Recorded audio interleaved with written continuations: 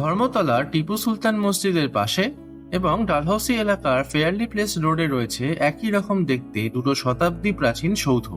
ধূসর পাথরের তৈরি এই দুই যমজ সৌধের অবস্থা এখন রক্ষণাবেক্ষণের অভাবে ভগ্নপ্রায় হলেও এর ওপরে থাকা পাথরের ফলকে এখনো চোখে পড়ে আবছা হয়ে যাওয়া কয়েকটি লাইন।